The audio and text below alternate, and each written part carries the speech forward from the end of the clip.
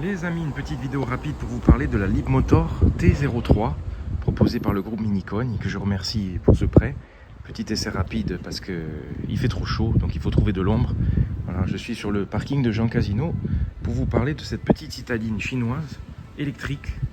Mais on commence à en croiser, voilà, j'en croise, alors j'ai dit tiens, ça m'interpelle, je vais quand même essayer ce petit modèle de 3,60 m. Alors un petit design assez sobre. Elle me fait penser à une Daihatsu, ouais, une Kia. Voilà. Eh non!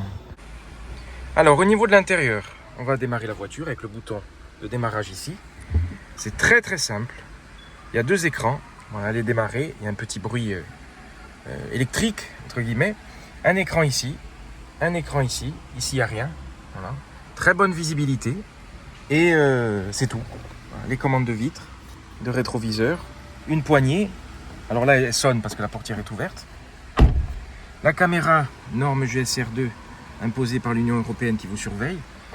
Et puis c'est tout. On va fermer les vitres. Bonne insonorisation. Le volant est en cuir, assez agréable, avec les boutons, toutes les commandes au volant. Voilà. C'est très simple, c'est moderne, sobre. Alors j'aime bien que le fait que l'écran soit en bas et qu'il ne dépasse pas. Ça fait quand même une meilleure intégration. Il y a deux ports USB ici, prise 12 volts, un petit rangement avec la clé qui est assez simple mais assez jolie, hein, voilà, avec le logo Leapmotor. On dirait un petit iPod de l'époque. Le frein à main électrique, ça c'est pas un bouton, on dirait. Un petit rangement ici, et puis c'est tout. Alors au niveau des sièges, vous avez l'appui-tête intégré. C'est moelleux au toucher, mais assez ferme à l'assise, je trouve. Mais c'est compensé par la suspension qui est moelleuse, donc c'est pas mal. Par contre, vous avez quand même sur une citadine un toit ouvrant, il faut rester appuyé. Panoramique avec un vrai vélum, ça c'est bien, pour masquer les UV hein, et le soleil. Il fera moins chaud à l'intérieur avec un vrai vélum. Et le toit ne s'ouvre pas, mais il y a quand même un toit panoramique, c'est pas mal. Pare-soleil avec un grand miroir, qui n'est pas rétroéclairé. On est quand même sur une voiture qui se veut économique d'ailleurs. Tout est plastique dur partout. Deux aérateurs, le bouton de warning qui est physique, ça c'est très bien. Pour la sécurité, c'est quand même plus pratique. Et puis voilà, il y a un petit effet grainé. Une boîte à gants qui est petite. Et puis c'est tout. Voilà, c'est une voiture très simple. Alors j'aime bien le fait que le pare-brise soit assez vertical. Donc il y a une bonne place à l'intérieur. C'est un bel environnement en fait. On ne se sent pas étriqué. Vraiment pas mal. Le volant est réglable en hauteur, en profondeur. Et vous avez les deux commodos. Alors ici, pour les essuie-glaces. Voilà, il y a un seul essuie-glace. C'est pas à droite, faut s'habituer. Et vous avez un commodo à la Mercedes. Alors d'ailleurs, la typographie me fait penser à Mercedes, puisque c'est les commodos de levier de vitesse en fait. Marche avant, marche arrière, neutre. Et le mode P, il faut appuyer ici. Alors au niveau de l'écran, désolé pour les reflets, je viens de découvrir qu'il y a même le mode de conduite, sport, éco, et le mode de direction confort, standard ou sport. Sur une citadine basique, vous avez quand même ces réglages. Avec aussi un mode contrôle rapide, qui est un récapitulatif de tout. Phare automatique, feu anti-brouillard, chauffage, déverrouillage du pistolet de charge, voilà pour la recharger, et le pare-soleil. Vous pouvez l'ouvrir par ici, vous choisissez le niveau d'ouverture. Donc ça c'est pas mal, il n'y a pas besoin de le faire par le bouton qui est au-dessus. Luminosité de l'écran, paramètres d'éclairage, voilà, après c'est très simple, c'est à la Tesla, c'est répandu de nos jours maintenant. Mais il y a quand même, voilà, ces deux réglages, d'ailleurs mode de direction, on va faire le test, je vais le mettre au grand angle. Ah ouais, oui, c'est beaucoup plus souple, ça fait penser au mode City de chez Fiat. Et si je mets sport, ouais, ça durcit, ça change pas tout hein, non plus. À voir en conduisant, parce que ça doit se réguler également en conduisant. Devant, vous avez le compteur de vitesse qui est très... la portière est légère, hein, très sobre, la voiture s'affiche. Et puis, vous avez la température extérieure, le kilométrage, la charge de la batterie. C'est très simple. J'aime bien l'environnement. Franchement, c'est pas mal. On va voir à l'arrière ce que ça donne. Ah oui, 3,60 m, 5 portes. Petit gabarit. D'ailleurs, on a la fiche du véhicule. Alors, 16 900 € avec les aides, puisque sinon elle est à 19 500 € prix catalogue. Voilà, comme ça vous avez la puissance 95 chevaux, capacité de la batterie 37,3 kWh. Je vous affiche ça si vous voulez mettre sur pause. Autonomie Électrique mixte, 265 km. Je pense qu'on sera plutôt sur ça, parce que sinon en ville, 395 km, je pense pas. Temps de charge, 36 minutes pour passer de 30% à 80%. Voilà. Et toutes les options qui sont disponibles. Alors, y a tout. Hein. Les sièges sont très moelleux. Ils me font penser le dessin à Toyota. Enfin, la Mazda 2, plutôt. Mazda 2 hybride. Voilà. La portière est assez petite et légère. Et on est pas mal. Hein. On est pas mal. C'est très vitré. Le toit, la garde au toit est bien. Parce que la voiture est assez haute. Donc, vraiment, c'est vraiment pas mal. J'ai pas mal de place aux jambes. Pour une petite voiture de 3,60 m. Peut-être plus de place que... Je sais pas s'il y a plus de place que dans une Twingo. Mais bon. On a pas mal de place à l'arrière avec une banquette que l'on peut rabattre. Par contre, le coffre est assez petit. Et n'allez pas chercher la roue de secours, je pense pas qu'il y en ait une. Ça doit être le câble de recharge. Et puis, c'est tout. Ouais. C'est assez profond. Il y a des crochets. Après, ça ira pour une petite voiture. Je pense que la Twingo fait peut-être un peu mieux. Avec le toit panoramique. Alors, elle est très haute. Au niveau des roues, j'ai pas regardé. On est sur des pneus, je pense, chinois. 165 R15. C'est tout petit. Sur ma Twingo 2, c'était du 175 avec les phares allumés. Voilà ce que ça donne. Un joli design, hein, avec des phares arrondis. Alors, c'est comme je vous dis, ça me fait penser à Daihatsu. Voilà, une petite Daihatsu, petite Kia. Mais c'est une Leapmotor T03. Qui n'est disponible qu'en électrique. C'est dommage, hein, qu'il aurait sorti avec un petit moteur thermique encore moins cher. Ça aurait fait un carton. Et on va rouler avec la voiture. J'ai tout mis en mode sport pour voir ce que ça donne. La réponse à la pédale est plus rapide. Orange. Magnifique. Alors, il y a un petit bruit électrique, hein, artificiel. Hein, mais... ça accélère bien, forcément c'est une électrique. Mais bon, c'est pas la folie non plus. Surtout que ce bruit n'est pas flatteur. On est sur une petite citadine, par contre qui est très maniable, très pratique. Elle est assez étroite en fait, et assez haute. Elle a un peu un gabarit de taxi londonien. Une bonne visibilité sur le compteur avec la vitesse. J'ai mis en mode sport, mais bon, c'est pas... Ça accélère, mais ça doit bien bouffer de la batterie. Au niveau du ressenti, ça ne fait pas sous-voiture. Voilà. C'est agréable. Après, voilà, la finition, c'est tout plastique, c'est basique. On est sur une voiture, vous l'aurez compris, qui a deux avantages. C'est le prix et la praticité. 16 000 €, bon, on peut avoir une Citroën C3, mais qui aura moins d'options et en thermique.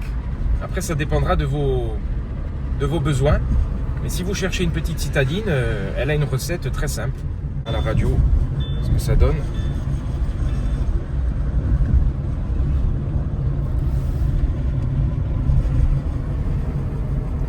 Donc au niveau ressenti, j'aime bien. Après, au niveau du confort, le siège, comme je vous dis, c'est pas extraordinaire. J'ai connu beaucoup plus confortable pour des citadines. Mais dans tous les cas, voilà, il faut venir ici pour découvrir Leapmotor ou Mazda ou Citroën. Personnellement, je préfère la Mazda 2 hybride, qui est la Toyota Yaris, à choisir. Après, c'est un petit peu plus grand. On est sur 3,80 m, 3,80 ou 3,85 je crois. Un peu comme la Swift. On n'est pas sur 3,60. Après, c'est pas du tout le même budget, donc voilà. Alors là, elle freine pas toute seule. Il n'y a pas de freinage intelligent. Par contre, la surface vitrée est très, très agréable. Là, j'ai mis confort. La direction est plus souple.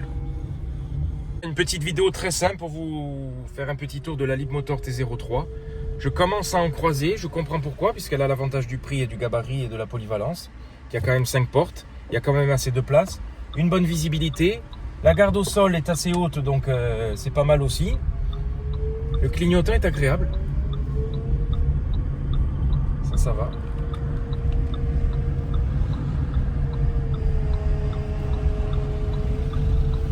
Après, je vais pas vous faire un gros essai routier, puisque franchement, en tout cas, ça accélère bien.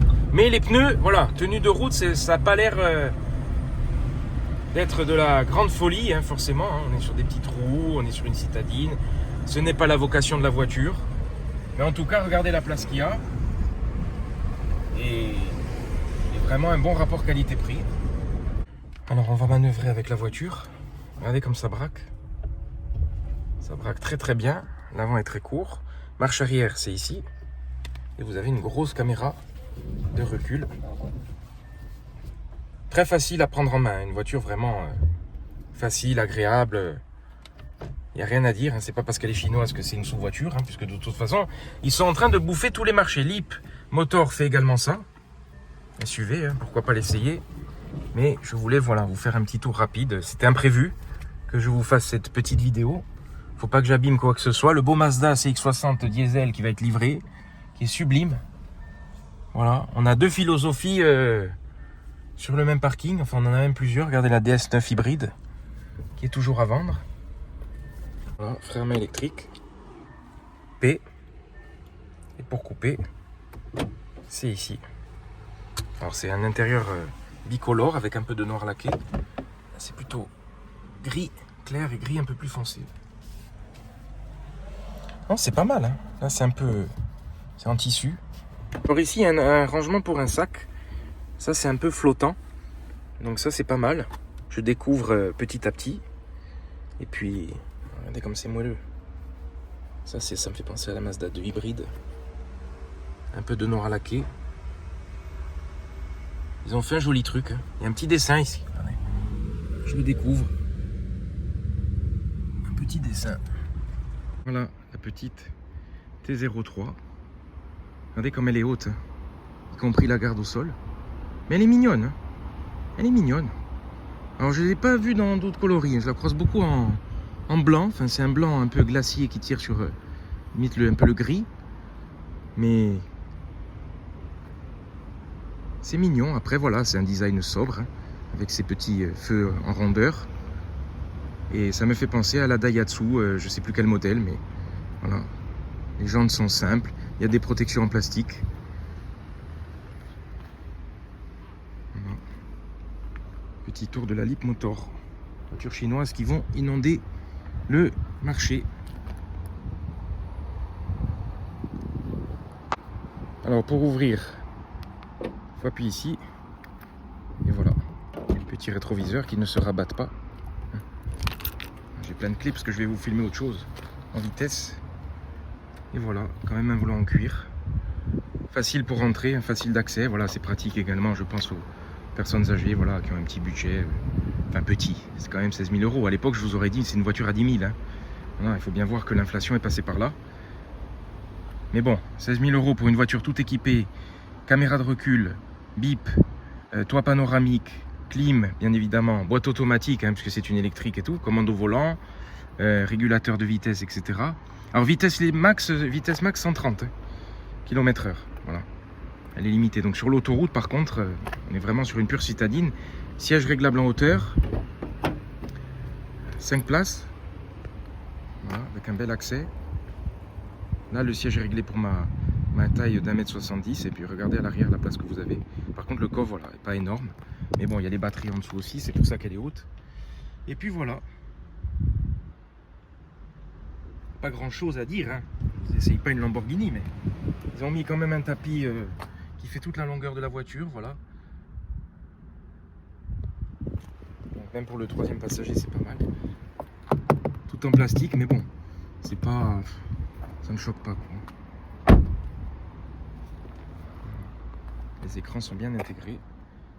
Je valide pour le prix, franchement ça va. Elle serait plus chère, bon. Mais bon, est-ce qu'elle devrait pas être un petit peu moins chère même? Après c'est agréable à conduire. Pour la ville c'est très bien.